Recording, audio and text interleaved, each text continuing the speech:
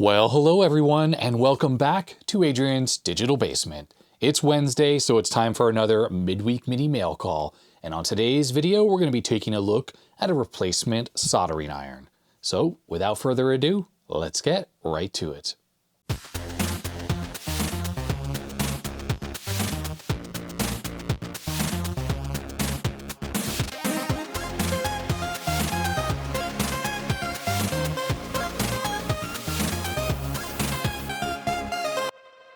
Okay, we have a package here. This comes from Reza in Tigard, Oregon. So a local viewer that is just south of Portland. Let's see what goodies lie within. My favorite thing to say, isn't it? I'm gonna start at the bottom here. It says Reza, pronounced like Pez with an A, Peza, so Reza. Yeah, I think at least this time I had the name pronunciation right on the first time before even checking the letter.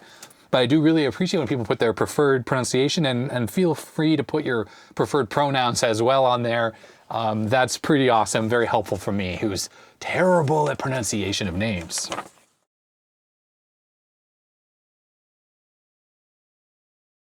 All right, it says here, this package only had to travel about 10 miles to get there, so I'm assuming it's fully intact. Yep, it definitely looks like it's in good shape. Inside is the Pinecil soldering iron, which can be powered from a USB power delivery or quick charge 3.0, as well as 12 to 20 volt DC power source, including a battery. Included with it is the PinePower 120 watt power supply, which can supply 65 watts via USB Type-C.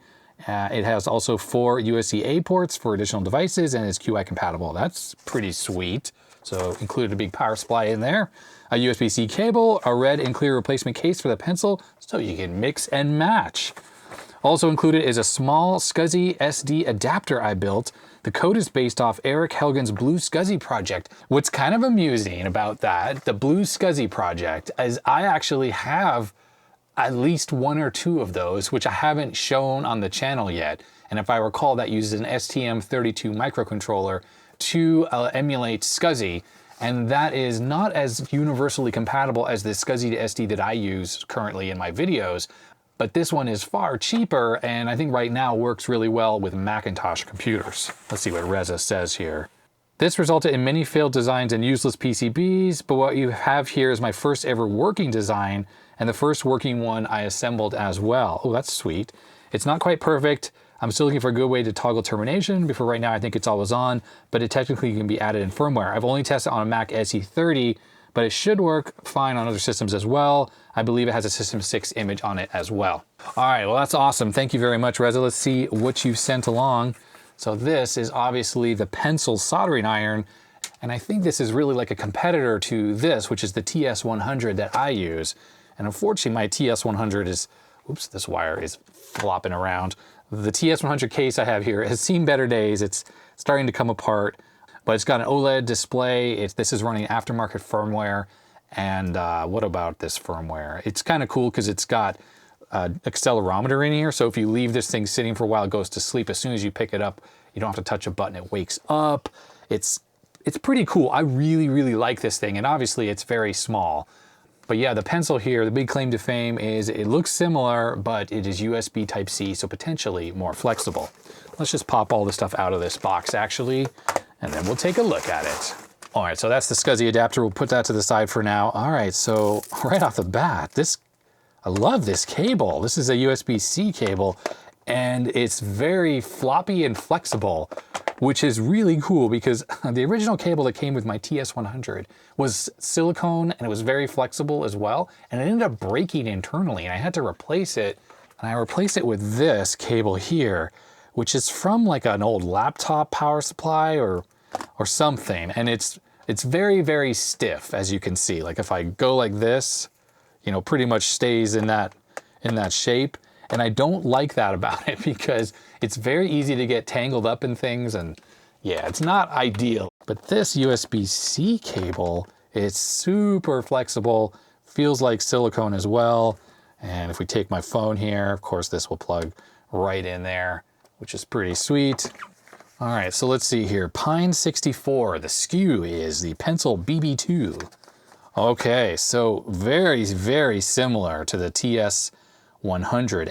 And And I'm pretty sure it uses the exact same plug-in module here, and actually we can see one right here in the case, so that this is compatible with what the TS100 uses. And this is a direct heat tip.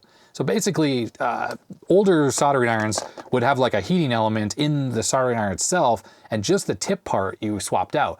But on these, the entire heating element is inside of here and a temperature sensor. So this thing doesn't actually do anything but give this power. So if this thing wears out or I swap it out, the entire heating element comes with it. You just loosen this screw on the end here, and then this just slides right out. All right, so I thought this was supposed to come off, this blue thing, like it was some kind of a cover, but actually, I guess it's just designed for grip. And there is one button there and one button there. So it's similar to the TS100, but the TS100 does have these two buttons. And typically the way this is configured here, if you push this button on my TS100, the one closest to the tip, it's like a boost mode, and it ramps it up to like 450 degrees Celsius, no matter what temperature you have set on there. Now I'm assuming this is similar with the plus button here, and you can hold it, and I guess it's not bad. It's not in a bad position. It's a little out of the way from where you might be holding this, but I guess that's fine. So we would just slide this in like so. Now this is the same tip that the TS100 came with. It's a conical tip. I hate it. I use a wedge-shaped tip on mine, and this tip's seen better days. Obviously, I've used it a lot, and this is my second tip. But it definitely works well for me because you can kind of really get down flat onto things or flip it over and get onto the side of wires or whatever. It's a pretty great tip. This conical tip, on the other hand, it's kind of junk, and I really wish they did not include this with things. Maybe people like these. I don't like these at all. So let's see here, there's a little box of parts. Okay, so this is the clear case. Ooh, and that kind of looks sexy, I like it. And they even give you like a clear rubber part here. This is the grip that I was just trying to take off here. Who knows, I might try to swap to the clear one. The blue one looks fine, I guess. But this case is very cool. And there is a little bag of parts here, some buttons and stuff that go in there. So that is neat. And then Reza has sent along a red case as well, which also is sexy. In fact, I like this red rubber part a lot more than this blue one. So let's get this blue off of here. Let's slide this on. It's not exactly easy to get off, but I guess that's by design. You don't want it to just easily slide off while you're using it, but that looks a lot nicer. I do kind of like this case. I was gonna say it looks maybe a little cheaply made compared to the black case or this dark gray case, but it looks official. It's got the writing on it here, and yeah, okay. All right, again, let's just take a look at the pencil here. So the tip goes in this end, this is the grip. We have a plus button, a minus button, and then we have a ground terminal. And again, that's very similar to the TS100, has a little ground terminal there. And keep in mind, this thing is ungrounded, and that's because, of course, you're hooking it up via like a DC barrel jack. It's only got 2 pins. It doesn't really have a true ground, like an earth ground. So this would be for an additional wire that you'd want to hook up here and then run around the power cable up to an earth ground if you're really concerned about that. But personally, I haven't had any issues, but I also don't solder things while they're powered up and live. So I've never had any issues with things going bad because of that. And then on the side of the case here, we have a center positive DC input jack, 12 to 21 volts, 17 to 60 watts. Now, I don't remember the exact specs of the TS100. I'm thinking it goes up to 25 volts, but also 60 watts is the maximum power. And I use this personally off of a 19 volt power supply. It's an old laptop power supply, or maybe it's a 20 volt one. But unlike my TS100, this has the 2.1 millimeter DC barrel jack, which I should be able just to reuse the existing cable I have, but also USB Type-C, which means you could grab any old power bank and plug this thing in. And if it's got USB power delivery, I think the minimum voltage is going to be 12 volts. So you can't just use a standard 5 volt one, but if you have something that does power delivery at least 12 volts, it should work. Now the TS100 came with this little Allen key here for loosening the screw here that holds the tip in. So I can screw this tip in, the one that I'm used to using. I'm just gonna position it in the way I like it, so you can rotate it so it's, there we go, that's how I like it. Looks like the pencil just uses a normal Phillips. So there we go, you don't have to make it super tight, just tight enough so the tip doesn't slide out. I'm noticing on my TS100 the case has a crack up here on the front too. If you have a TS100 that has a case that's broken like I do, it's pretty easy to get new cases. You could just order them from eBay, AliExpress, or whatever. Oh, and incidentally, the TS100 does have a USB jack where this one has USB Type-C. But of course, this is micro USB. It's for programming the firmware and stuff. You cannot power this in soldering mode from the USB. I think it powers up the screen and stuff, but that's it. And I'm kind of assuming on this one, if I plug that into 5-volt USB, it's going to do the same thing. It will power up this, but it won't be enough to actually run the tip. So I kind of fully intend to switch over to the Pinecil. So I'm going to put the old TS100 back into this case here.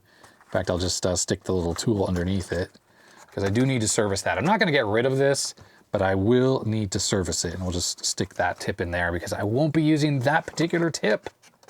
All right, so let's look at this power supply that Reza has sent. It's a US cable PinePower. So obviously this is made by the guys who make the Pinecil here, same brand at least, or at least they pick this out and stick their name on it. Inside is boxception. We have 2 boxes here. I assume this is like a mains power cord or something. Yes, that is exactly what it is, standard figure 8. Ooh, and this is a beefy power supply here. Look at that thing, what a chunkster. It's almost the same size as like a Nook, an Intel Nook. Like this could be an entire computer in here. And looking at the front here, peel off the, yeah, there we go, yeah. Power delivery 65 watts, 3 5-volts, and we have a quick charge 3.0 USB jack. This is quite the chunk master. Pine 64, PinePower, desktop power supply. All right, so these are the various things it can give. Quick charge 3.0, 12 volts at 1.5 amps. So what is that, about 20 watts or so? And then we have Type-C power delivery up to 20 volts at 3.25 amps. So that's a total of up to 65 watts. And then regular USB is 3 amps each, which is definitely higher than spec. 15 watts each. I'm kind of curious if those are shared. And then there's actually a Qi wireless charge pad on here at 10 watts as well. And I should have noticed right here, this says fast. I didn't even take a look at that. My phone here, this is a OnePlus 7T. It doesn't even have wireless charging, but I do have an iPhone that does support it. So what I find really exciting about the USB Type-C on this is the possibility of using this away from my build bench. Right now, when I want to take the old TS100 away, I have to go unplug that big laptop power supply, which is giant, and untangle the cables or whatever, and I could move it to wherever I needed to do my soldering. But with this being Type-C, I don't need to bring this big base station thing around, or I don't even have to use this at all. I have a whole plethora of other USB-C devices. So of course this here is a big USB-C power bank here. It's filled with 18650s, and it is made by the disgraced company RAVPower, which I think got banned from Amazon for fake reviews or whatever. But I haven't had any issues with this. I use it quite a bit. The nice thing about this is it supports, I think, up to 20 volts power delivery. And I know that because I use it for charging laptops and stuff like that. But I also have this one here, which is an Aki one. It also has a Type-C on it. I think its power delivery maybe up to 12 volts. I'm pretty sure that these guys were disgraced as well and also banned from Amazon. This one is much, much thinner than the other thick boy. And then I have this one here, which is another RAVPower, and it's a small one, but it's also USB Type-C, and it is PD, it says power delivery right there. So this one also I think is maybe up to 12 volts. And here's another example of something I could definitely use with this. And this is a power supply from an Apple device. I think it's a MacBook Air power supply or something like that. And it is USB Type-C power delivery. And then I have this little device here, which allows us to see the voltage and the current consumption of whatever we have plugged into it. So why don't we give this thing a test? Let's start with the Apple power supply here. It's a good quality one, but I think it's only 30 watts, so it's relatively small. Now, one thing to consider is if you do use one of these things, is it will not power up until you plug in the device that is under test. So it has a USB Type-C in and out. So here we go. All right, so the firmware on here, right off the bat, looks to be the same firmware that I was running on my TS100. So as you can see, the Apple power supply is giving out about 15 volts, and we're gonna turn this on. So the soldering iron is heating up and it is consuming about 25 watts from the Apple power supply. So it's okay, but it's not great. So let's turn this off. Okay, I think that was the off command. I think. I can't remember. So on my firmware, on my TS100, when I shut it off and it's powering down, well, yeah, it's definitely cooling down because it's not consuming any current any longer. The temperature flashes as it cools down. So even though this thing's off, of course, the tip is still 200 degrees Celsius. So do not touch. You could get yourself burned very easily. All right, next up, let's test this little thin one. And I'm not sure this is actually... Okay, this only outputs 5 volts. This doesn't even have power delivery. So I don't know what's going to happen here. I assume it powered up, but it has a 5 written right there. And on the little meter here, we definitely see we're running at 5 volts. And if we tried to turn it on, it just says DC low. So as I suspected, it won't actually run off of 5 volts. But that's completely understandable. This power supply was super cheap. I think I spent like $9 on it or something like that. All right, let's try this little chunky RAV power one, but that's still relatively small. I know this supports 5 volts, 9 volts, 12 volts. Okay, that's it. 12 volts is the maximum at, looks like 2 amps at 12 volts, 24 watts or so. So basically it's similar to the Apple power supply. All right, so it has a 1, 2 there to show 12, and that says 12.3. And let's turn this on. And yeah, it's definitely working. Look at that.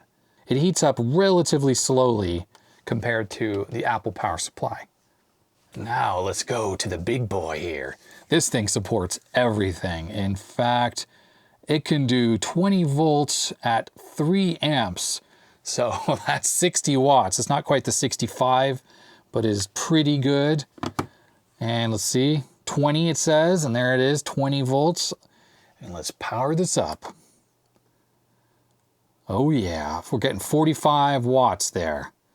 All right, now let's heat it up. This is how this thing works. We see the temperature here in Celsius. We see we're at 20 volts. There's a little coffee cup looking icon there. That is the heater basically. So when there are no little lines, it's idle. And when it has lines, it means it's actually heating up. You can just push these buttons to change the temperature. Oh, I don't really like that it changes in 1 degree increments. I'd rather it change in like 5 degree increments. I've never needed to get it adjusted so precisely that I had to do it at 1 at a time. That seems silly.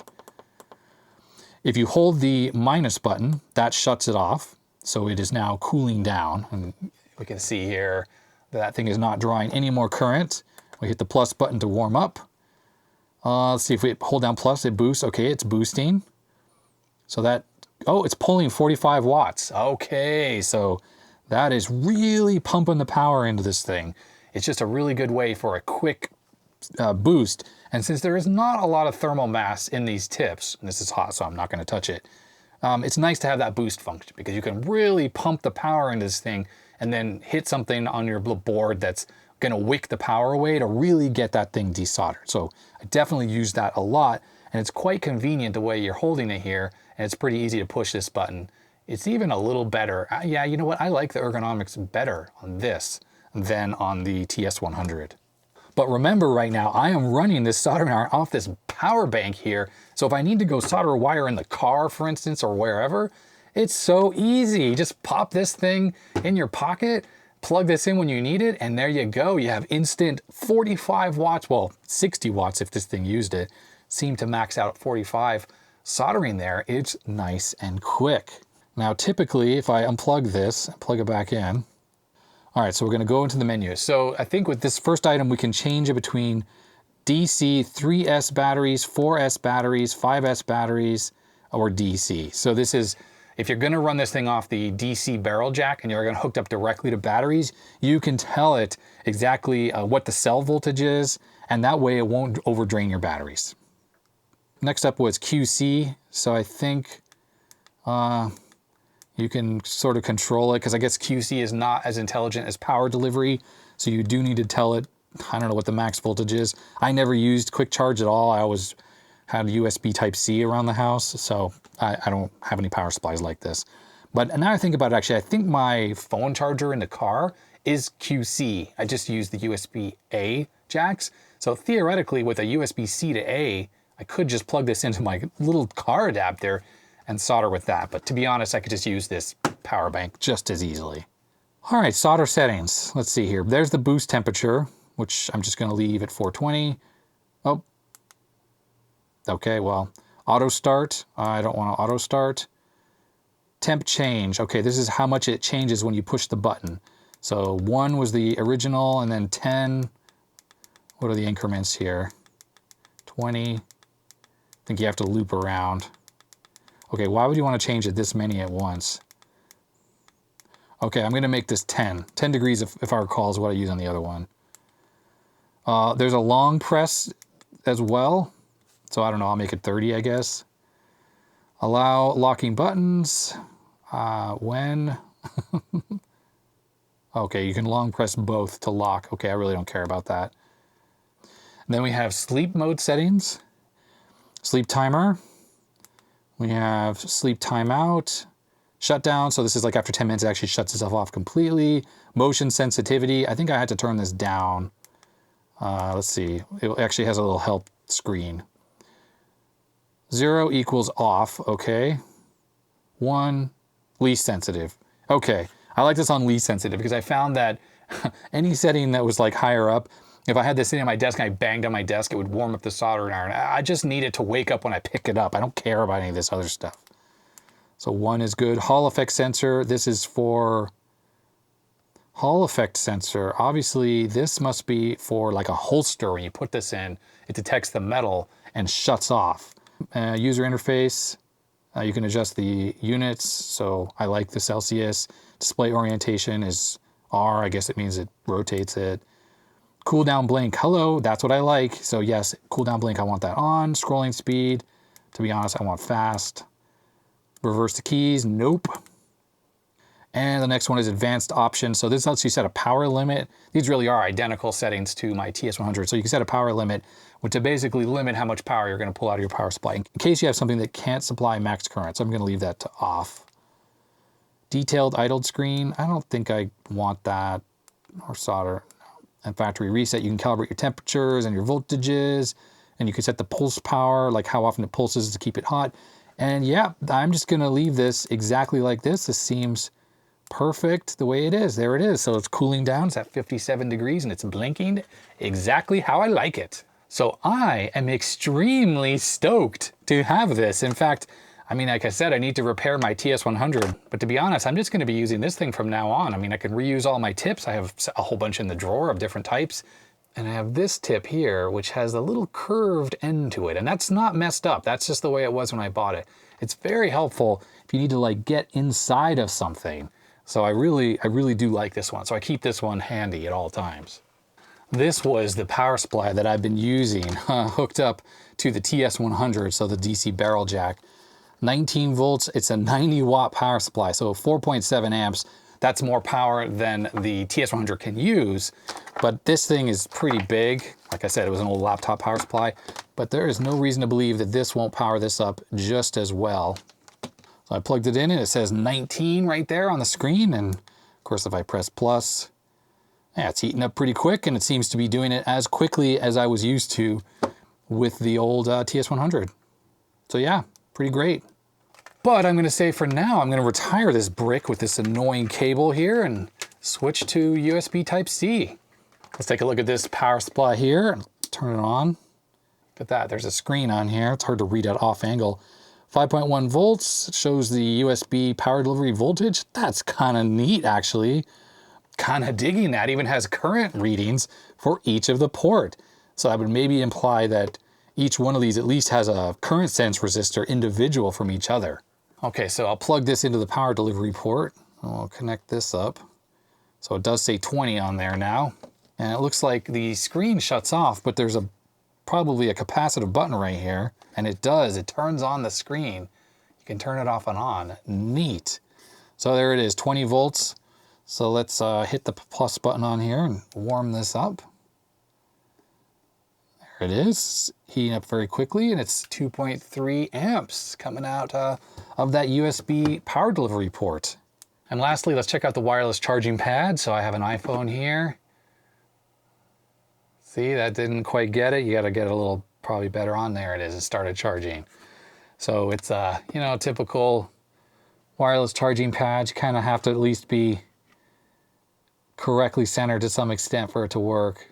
Still charging. Still charging. No, it went off the charge there.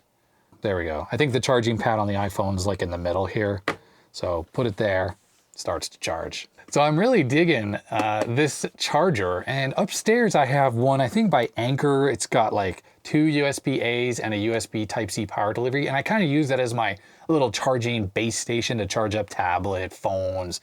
Not usually this phone, because I use this every day, so charge next to my bed at night, but stuff I don't use all the time, or maybe a laptop with USB Type-C, I'll charge it off the one upstairs. I'm going to replace that one with this. It's a little bit bigger, but it doesn't matter. It sits in the living room in one spot. I really like that it still has the same amount of power delivery capability, but it's got 2 additional USB ports and the wireless charging. So if I do need to charge up the iPhone or whatever, I can just place that on there, which is super handy. Now for this, down here in the basement, I have this power supply. So this is another Aki one. It's a single power delivery output, and I'm quite sure, boy, the writing is completely invisible, but it says 60 watts right there. So it's 20 volts as well. So I'm gonna keep this plugged into the wall and this connected to it all the time. So I always have this thing powered off 20 volts right here on the bench. And if I need to do some remote soldering over on the other bench, well, I just use the power bank. And there we go, this is connected up at the top and it says 20 right there. So that Aki supply will work very nicely for this. And sorry, yeah, the wire comes down where the lens is. Okay, and I just realized now going to their website that I kept calling this the Pinecil. It's the Pinecil because the company is Pine64 that makes it. So boy, do I feel dumb. Sorry about that. Now taking a look again at this Pinecil Smart Mini Soldering Iron, $24.99? That must be, that can't be. Let's see here, 32-bit processor, OLED. Is this thing costs, how could this cost $25? That seems impossible. Like, is this only for a tip or the box? Or I am quite confused at the price here. This seems almost too good to be true. Adding it to my cart here, it seems to be $24, so I'm not quite sure about that. But scrolling down here, we have the power supply for $35. That's actually a pretty reasonable price for such a big and chunky power supply. And then the cable even is only $3.99. That's really reasonable. I might actually order a couple more because I really like how flexible this cable is. It's pretty cool. And then we have additional tips as well, but I don't even know what the point is on these, so you can order these from eBay or AliExpress or wherever. But I'll put a link in the description, of course, to this. So if you want to get one yourself, you can, but the price is outrageously good if this is indeed the price of what I just got, because that seems too good to be true. I'd expect maybe 75 bucks for this. That's what I would have expected the price to be, not $25. I went ahead and test soldered some stuff with this, and it seems to perform exactly like my TS100. It's got the same tip, so of course it's gonna behave exactly the same. So I'm very much used to this tip, and therefore using this thing is really nice. And I just now have the added benefit of this USB Type-C, not to mention a case that is not cracked, and I have replacement cases as well. So this is really kick-ass, and if you're looking for a good soldering iron that's very flexible, I highly, highly recommend it. I'm a big fan of the TS100 and now this model. Thank you very much, Reza, for sending this in. I really, really appreciate it. People are gonna see me using this on all my upcoming videos where I'm doing soldering on camera. Well, that's gonna be it for this video, and I have to say I'm really, really impressed with the Pinecil. What I like about this is it's sort of the best of both worlds. It's very much like the TS100 with the 60 watt capability, and it's also like the sister product to the TS100, the TS300, which was USB Type-C only, if I recall, and also not 60 watts. I think it was only 40 watts or maybe less, so it didn't heat up as quickly.